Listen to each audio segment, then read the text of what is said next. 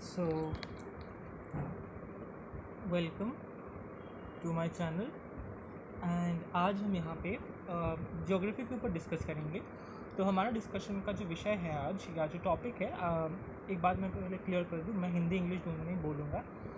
और मैं ये बना रहा हूँ इसलिए क्योंकि मैंने देखा है कि काफ़ी बार जब CUET की प्रिपरेशन करते हैं या जब CBSE लिखने के लिए प्रिपरेशन करते हैं या ISC लिखने की प्रिपरेशन करते हैं तो हमें बहुत डिफ़िकल्टीज़ फेस होती है। तो इसकी वजह से मैंने एक स्पेसिफिक डेडिकेटेड चैनल बनाया है जिस पे एजुकेशनल कंटेंट अपलोड होगा आज से, and I hope you are like it. So let's start with geography class 12, the first chapter, population, distribution, density, growth and composition.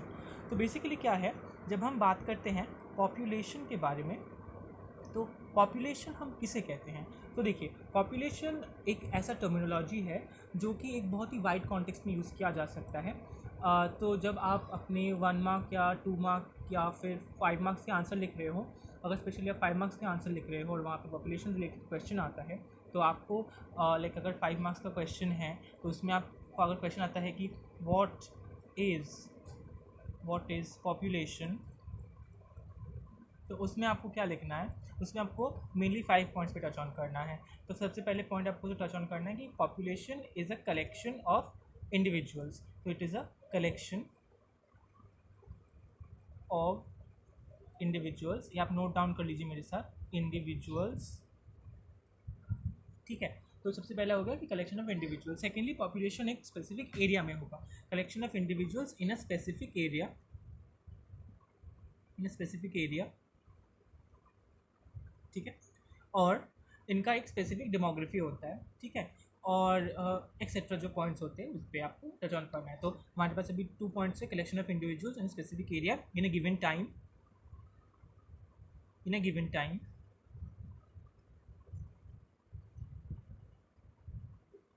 subjected to change। ये change हो सकते हैं ओवर टाइम, पॉपुलेशन बढ़ सकता है, पॉपुलेशन गिर सकता है, ये भी आपको लिखना है। और थर्डली, यूटिलाइजिंग रिसोर्सेज। तो पॉपुलेशन क्या करता है, एक एरिया का जो पॉपुलेशन है वो is a collection of individuals एक स्पेसिफिक एरिया में in a given period of time, जो कि सब्जेक्टेड टू चेंज है, और वो जो रिसोर्सेज है वो उस एरिया के वो यूटिलाइज कर रहा होता है। तो ये 5 पॉइंट्स आपको हाईलाइट करने हैं जब आप पॉपुलेशन के बारे में लिखते हैं, ठीक है। ठीक है, तो चलिए अब दूसरे वाले या बोर्ड पे जाते हैं। ओके, आगे। तो अगर हम NCERT को स्ट्रिक्टली फॉलो करें, जो कि CUET के लिए बहुत ज़्यादा इंपॉर्टेंट होता है, या फिर जब आप CBSE दे रहे हैं या ISC दे रहे हैं तो उसमें भी आपको बहुत इंपॉर्टेंट होता है। तो अगर हम NCERT को स्ट्रिक्टली फॉलो करें तो उसमें हम देख सकते हैं कुछ पॉइंटर्स हैं जो हमें याद करने हैं कि India is the second most populous. देखिए, हमें पता है कि इंडिया भी मोस्ट पॉपुलस कंट्री हो चुका है, बट क्योंकि NCERT में है तो हमें ये लिखना है India is the second most, क्योंकि हमारे यहाँ पे अभी तक सेंसस हुआ नहीं है। Second most populous country, populace after China. तो किसके बाद आता है इंडिया चाइना के बाद सेकेंड मोस्ट पॉपुलर कंट्री है, ठीक है। तो क्या हो गया आपका, India is the second most popular country after China. और ये इसका जो पॉपुलेशन का जो वैल्यू है वो कितना है, तो हमारा जो वैल्यू है वो है 1.210 मिलियन, 1210 मिलियन, जो कि इक्वल्स टू 1.21 बिलियन है।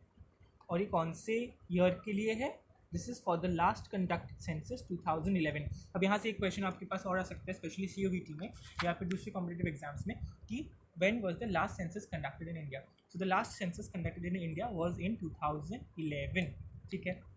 ओके, तो अब कुछ दूसरे पॉइंटर्स पे आते हैं। The first most important pointer in the NCERT which is given in the first chapter unit 1 population में, कि इंडिया का पॉपुलेशन किस किस कंट्री से ज़्यादा है। तो इंडिया पॉपुलेशन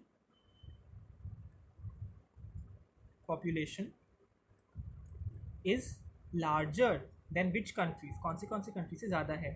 तो नंबर 1 पे आ गया आपका पूरा कॉन्टिनेंट से ज़्यादा। देखिए कितने कितने कॉन्टिनेंट से ज़्यादा है, नॉर्थ अमेरिका से ज़्यादा है, ठीक है। फिर आपका आ जाता है साउथ अमेरिका,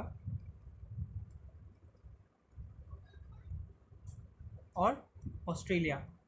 अब देखिए इनसे तो ज़्यादा है ही है, इनको कंबाइन भी करें तो भी इंडिया का पॉपुलेशन इनसे ज़्यादा है। So it is India's population is greater than north America plus south America plus Australia combined. ये सब कंबाइन करके भी इंडिया का पॉपुलेशन इनसे ज़्यादा है। तो ये एक आपको फैक्ट याद रखना है, ये CUET में बहुत हद तक आता है। जो मैंने दिया था CUET आया था ये वाला पॉइंट। ओके, नेक्स्ट आते हैं यहीं पे, उसके बाद ही आता है कि often it is argued that such a large population invariably puts pressure on its limited resources and is also responsible for many socio-economic problems in the country। अब देखिए ये जाहिर सी बात है, जब आपके पास इतनी ज़्यादा पॉपुलेशन होगी, सपोज आपके पास इतना बड़ा सा पॉपुलेशन है और आपके पास रिसोर्सेज इतने कम है, तो ये पॉपुलेशन इस रिसोर्स के ऊपर तो बर्डन है ही ना। तो ये पॉपुलेशन तो इस रिसोर्स के ऊपर एक बहुत बड़ा बर्डन है।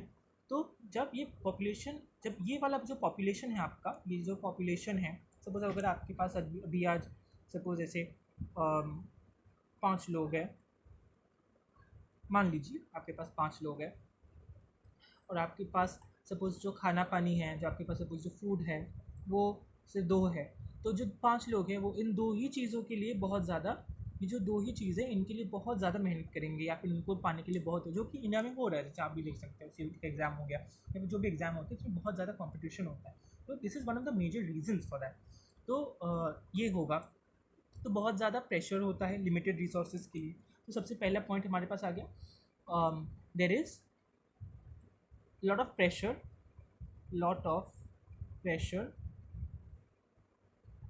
For limited resources. ठीक है।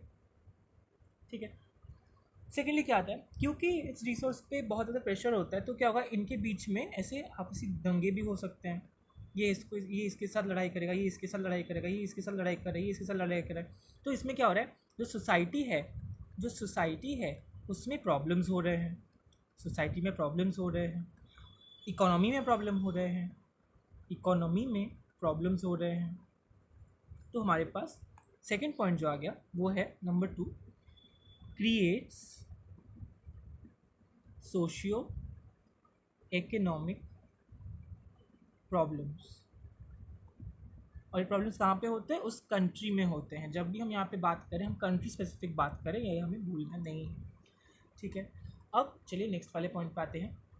तो ये वाला जो चैप्टर है, यहाँ पे हम लोग बेसिकली किस पे बात कर रहे हैं, यहाँ पे हम लोग बेसिकली बात कर रहे हैं about patterns of distribution,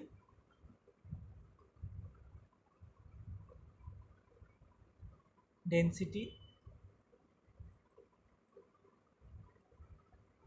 growth और कॉम्पोजिशन ऑफ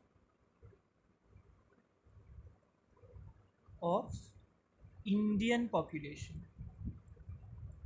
ठीक है, इस पे हम बात करेंगे। उससे पहले एक फैक्ट चेक लिख लीजिए for those who are preparing for the CUET examination, से आपके लिए बहुत ज़्यादा काम आ सकता है। ठीक है, पॉपुलेशन जो सेंसस है, population we measure population based on census. तो जो सेंसस है, हमारा जो सेंसस है, पॉपुलेशन सेंसस से मेजर किया जाता है, पॉपुलेशन मेजर, और ये हर 10 साल में एक बार होता है, 1 in 10 years। ओके, और जो सबसे पहला पॉपुलेशन सेंसस हुआ था, जो फर्स्ट पॉपुलेशन सेंसस हुआ था इंडिया में, वो कब हुआ था, फर्स्ट सेंसस 1872। और जो फर्स्ट कंप्लीट सेंसस हुआ था, वो हुआ था 1881 में। ये आपको याद करना है, ये बहुत इंपॉर्टेंट होता है। तो जो हम सेंसस से हम, तो what do we do, so basically हम क्या करते हैं, हम सेंसस से पॉपुलेशन को मेजर करते हैं। ठीक है, और हर 10 साल में एक बार सेंसस होता है। ओके, हर 10 साल में एक बार सेंसस होता है, पॉपुलेशन को मेजर करते हैं हम। सॉरी, थोड़ा सा इशू हो रहा है, but it's okay, we'll figure it out. Okay, तो हम पॉपुलेशन मेजर करते हैं सेंसस के माध्यम से। हर 10 साल में एक बार सेंसस होता है। जो फर्स्ट सेंसस था वो 1872 में हुआ था, और जो फर्स्ट कंप्लीट सेंसस है इंडिया का वो 1881 में हुआ था। ओके, तो हो गया। अब हम जाते हैं हमारे जो सब हेडिंग्स में जो हम लोग देखे थे कि there is popular patterns of distribution, density, growth and composition of India's population. तो उसमें अब हम जाएंगे on the first parameter. So what is the first parameter? The first parameter is population distribution। मेरे साथ लिखते जाइएगा। हाँ, distribution, please write this down, this is very very important. Okay, तो हम इसमें क्या करेंगे? हम इसमें ट्राई करेंगे special distribution of population understand करने का, और in general uneven pattern of population जो है उसको अंडरस्टैंड करने का। So we'll be trying to differentiate spatial distribution patterns,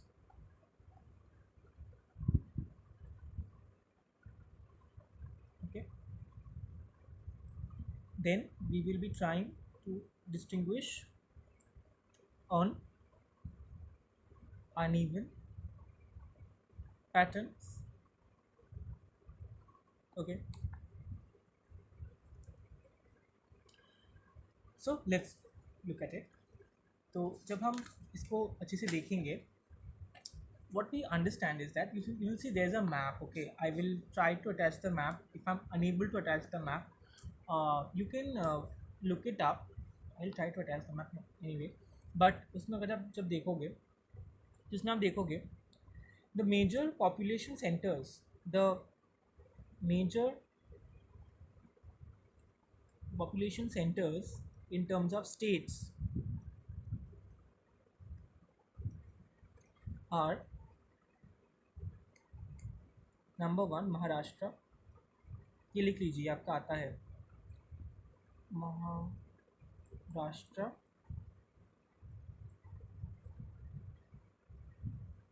Maharashtra, UP, Bihar. This is not in order by the way. Okay, Maharashtra, UP, Bihar, West Bengal, Andhra Pradesh, Tamil Nadu. ठीक है, फिर जो मीडियम में प्लेसेस होते हैं that is like Madhya Pradesh, then you have Rajasthan, then you have Karnataka, then you have Gujarat. This is mediumish. And then जो सबसे least, जहाँ पे सबसे कम शेयर ऑफ पॉपुलेशन है that is Jammu and Kashmir. Okay, now one thing to be noted over here, Jammu and Kashmir में the reason is, see Kashmir घाटी में there is a lot of population, but the population sparsity happens because of the case of Ladakh. Okay, Ladakh में इतना ज़्यादा population है नहीं, तो that is why you get this Jammu Kashmir. Then you have Arunachal Pradesh, Arunachal Pradesh, then you have Uttarakhand, जिसका आजकल हम लोग यूके कहते हैं, no people like UK anyways. So Uttarakhand है, UK, and these are which are having very fairly large geographical distribution। okay, so such, अब क्या होता है, ये जो डिस्ट्रीब्यूशन है ये इतना ही अनइवन है, ये डिस्ट्रीब्यूशन इतना ही uneven. So if I am suppose to draw, suppose if I draw the map of India, आपको अच्छे से समझ में आएगा। So you know if this is say, wait a second, I will draw India properly. Okay,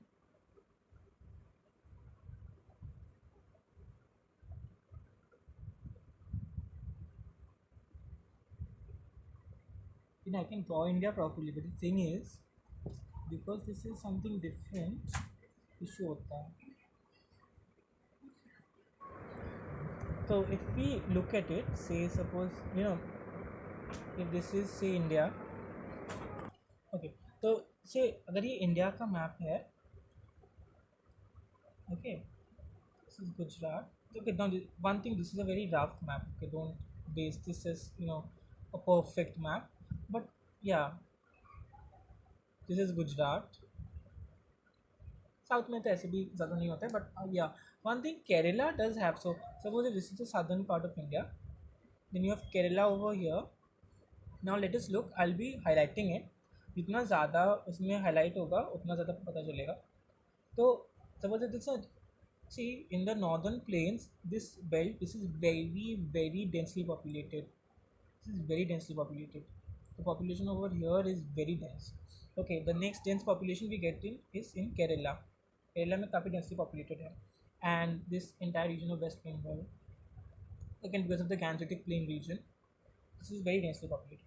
Now regions of fair population, we get fair population in areas such as जैसे गुजरात में fair population है, and this entire region of India, this is fairly populated, like medium-ish population है, यहाँ पे काफ़ी अच्छा density है. Now which are the areas which are sparsely populated? जो sparsely populated areas है, that is this region, Ladakh, Jammu Kashmir, Uttarakhand, Himachal, Sikkim, northeastern, this is very sparsely populated. The one reason for this is because of the hilly terrain. ठीक है, is because of the hilly terrain. Now then we come then suppose NCERT में आपका क्या दिया हुआ है? NCERT में आपको बेसिकली कुछ चीज़ें याद रखनी है. सबसे पहले आपको याद रखना है the first point, I be writing out the points, you can write it down, बहुत आपको काम आएगा. तो यूपी, महाराष्ट्र, बिहार,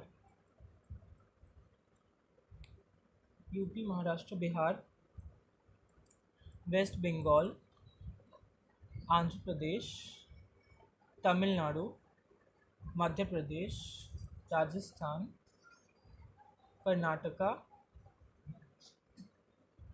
और गुजरात, इनको मिला के इंडिया का 76% पॉपुलेशन बनता है. कितना बनता है?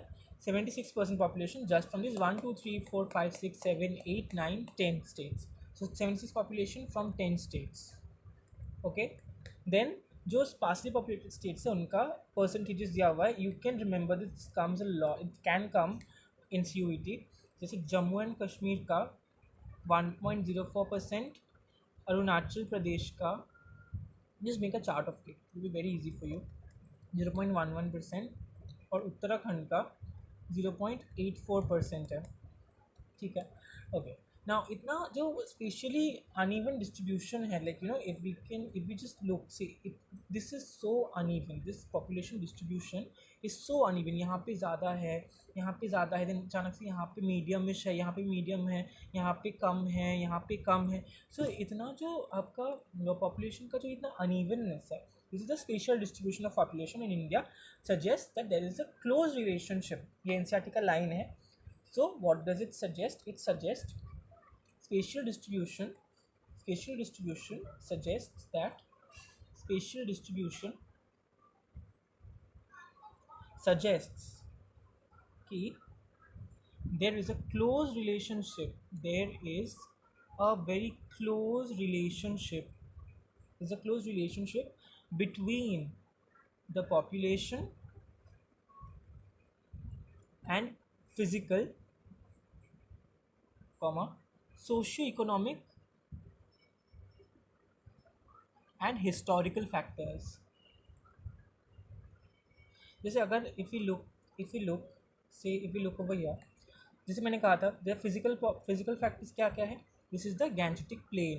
ठीक है, फिजिकल फैक्टर्स यहाँ पे it's the Himalayas and this is the hilly terrain. तो यहाँ पे पॉपुलेशन विल बी लेस, यहाँ पे will be more, is very fertile, it supports a lot of population. यहाँ पे because of the Western Ghats, more rainfall, so more arable land, तो population will be more. Black soil, so much of irrigation, so much of fertility. वहीं पे यहाँ पे there is the Deccan Plato, Chota Nagpur plateau, then there is plateaus over here. फिर यहाँ पे Thar desert है, फिर यहाँ पे आपका there is the hilly region, this is the Aravalli mountain range, right? And so therefore what we are seeing is that physical factors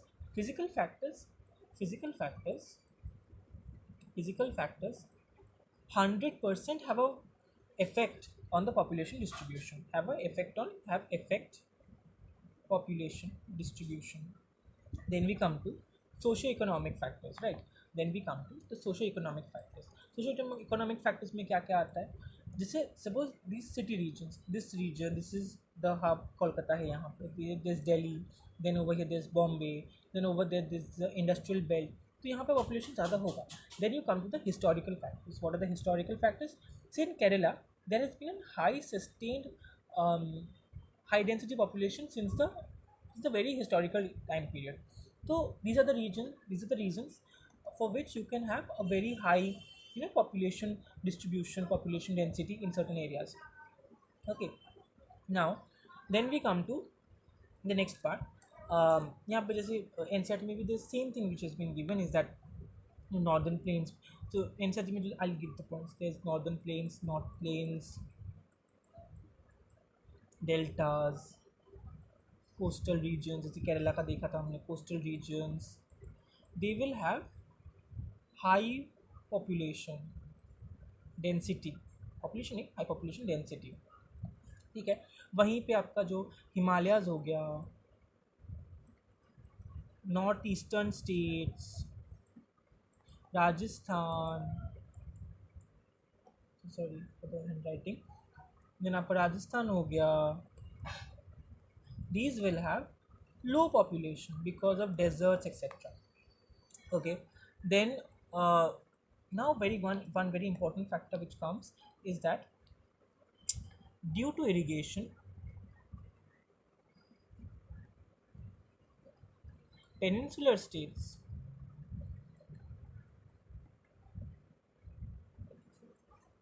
have been able to support large population densities. Now why is that so? Because you see हमने यहाँ पे भी देखा था that they are having a moderate amount of population density. It's because of irrigation practices. Because irrigation है, वहाँ पे black soil, आपको याद होगा, these places have black soil. It has black soil. Black soil is very good for crops. थोड़ा सा अगर irrigation हो गया, थोड़ा सा अगर पानी मिल गया, तो it will be super bumper धमाका for crops. ये लिखना नहीं है एग्जाम में, I'm just telling you for understanding. Super bumper धमाका for crops. तो it will support a very high population density. तो यहाँ पे भी अभी आजकल ज़्यादा population density support कर रहे हैं. ओके, देन जो नेक्स्ट पॉइंट आता है इसके अंदर is that regions falling in the river. ठीक है, let me write it down for you. It's always easier when you just let me write it down. तो regions falling in riverine plains. Learn to use these terminologies. Riverine plains support large population, industrialization, urbanization, etc. तो इनमें क्या होता है, यहाँ पे हालांकि there is lot of population, there is lot of resources also, yet we see resource degradation. ये भी यूज़ करना, डेग्रेडेशन, ये word resource degradation very important, very very very important, ये यूज़ करना एग्जाम में. यहाँ पे रिसोर्स डेग्रेडेशन यूज़ करना है, ठीक है. और यहाँ पे बिकॉज ये क्यों देखा जाता है, क्योंकि दे हैव अर्ली हिस्ट्री. क्यों होता है why resource degradation? Because they have early history of human settlement. Example तो high human settlement and development of transport network. तो जाहिर सी बात है, if a population is in some place which is start very early, suppose जैसे अगर आज 1000 साल पहले कहीं पर पॉपुलेशन स्टार्ट हुआ होगा, तो वहाँ का रिसोर्स धीरे धीरे इट विल गेट एग्जॉस्टेड ना. तो that is what is being said over here, there is an early history of human settlement. Okay, so then we will go to density of population in the next video. और उसके बाद हम जाएंगे density population के बाद growth of population है, फिर population variation है, and the other parts we will be delving into the next video.